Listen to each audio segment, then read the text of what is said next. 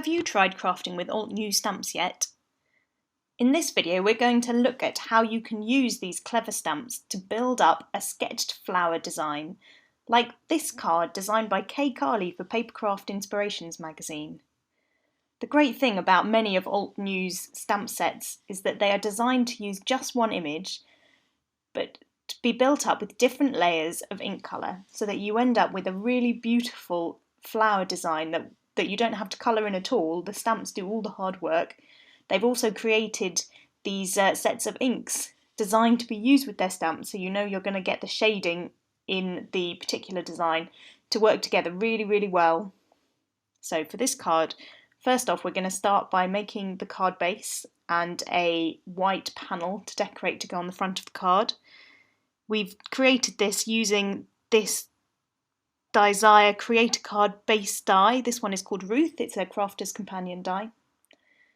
So I've put my base card aside and now I'm going to use this white panel to start to create the layers that will form my lovely shaded flower.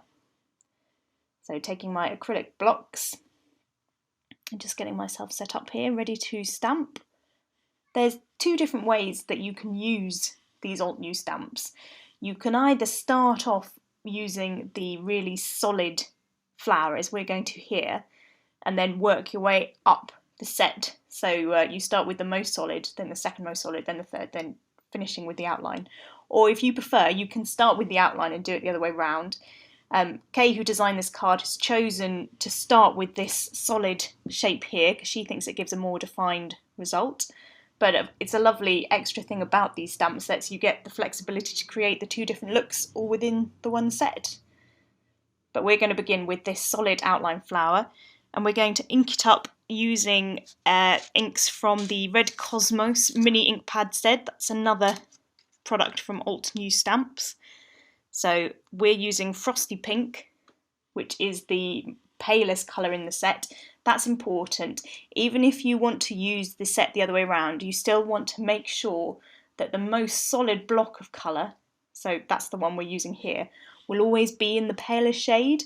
So even if you're starting stamping using the outline of this set, that's what we're going to finish with for this particular design, but even if you do it the other way around, you still want to make sure that you are using the colours in this order. Now we want to move on to the second most dense stamp in the set. So that one, you can see on the black sheet, it's got sort of a lot of shading detail in the centre and around the outside of the petals. So for this one, we want to use the second palest colour in the stamp set. So the colour you want to use for this one is called Coral Berry. So I will ink up this stamp with Coral Berry. For these stamps you really need to use acrylic blocks here. You need to be able to see through, because this is what will make all the difference in your finished design. You have to line the stamps up accurately so that each layer sits on top of each other. So it's better to take a little time here, as I am. My hair is coming into the shot here. If I'd have known, I would have done my hair. So I'm lining up the edges of the petals with the impression that I made from the first shot, and then just pushing down to make sure that that ink is transferring onto the image. And you can see already the amount of definition that has brought, and that's only layer 2. So with each stamp we're going to be building up the definition in the card by putting together these layers, and you end up with some really beautiful effects, but you can already see just how easy it is to do. Now we're going to move on to stamp the third stamp in this design. So this set from Altenew is called the Vintage Flowers Clear Stamp Set. Some of Altenew's stamp sets have got more stages than this. You've got more stamps to build up the different elements, but this is a good one to choose to start out with, because you can practice your techniques and lining things up just with these 4 different stages. So for this third stamp I'm applying the ink. For this one it's ruby red ink, so it's the strongest red that we're going to be using in this design. Then I'm going to line it up again using the clear acrylic blocks. it's not always easy to line these stamps up, and even if it's not perfect, your alignment, you're still going to get a great effect in your finished card. Most of the time you'll find that the corresponding outline stamp hasn't been designed to perfectly fit over the solid stamps anyway. So, you know, don't worry too much. We always say there's no wrong in craft, but actually with these, with this sketchy look, there really is no wrong. It's very hard to go wrong here. And look at that. Look at what the detail that ruby red layer has put into that flower. It's looking really great, and we haven't even put the outline on yet. But we're going to add the outline now. You can use simple black ink for this, but my black ink pad has gone astray, so I've decided to use a dark grey embossing powder instead, which I think might help give this nice sketchy finish to the design. Just a tip on layering up these stamp designs, even though it doesn't have to be accurate, as I've said before, but if you visit the Altenew website, it's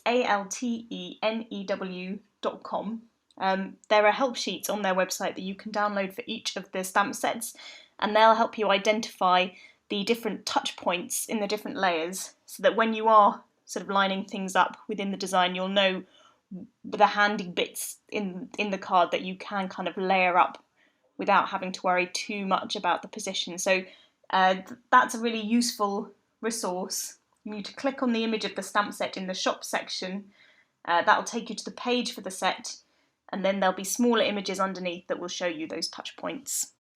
Now we're going to add the stem and leaf detail to the flower. We're just using an alcohol marker to add the stem. Just draw it in freehand from the flower down towards the base of the card. And then we're going to use the leaves from the same stamp set. We need a different set of inks for these cards. The inks that we want to use here are the Greenfields mini ink pad sets. And we're starting with the full density shape of the leaf in the beginning. So we're inking this using the frayed leaf ink colour. So again, that's the palest ink in this particular set. Now we're going to build up the detail by adding these other less dense stamps. This second one is called Forest Glades. So I'm going to ink that up and then apply it in the same way that we've been doing before.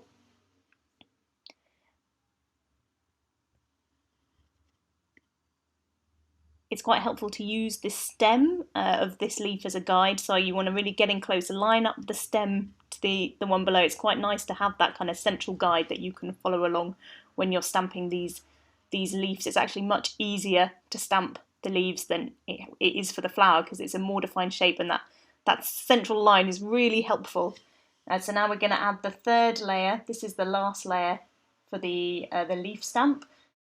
So it's the darkest green in the stamp set. It's called Evergreen. And you will again stamp this over the top, lining up that central leaf. This is the outline of the leaf set. And this will add that nice crisp border. And there you have your lovely sketchy flower. You can see that Kay has embellished hers further. She's used some of the background stamps from this. That's from the same Altenew stamp set, the Vintage Flower set. The greeting she's used is from that set too. She's then embellished with gems and a little sketchy detailing and an inked border. For other ideas, check out Papercraft Inspirations issue 156.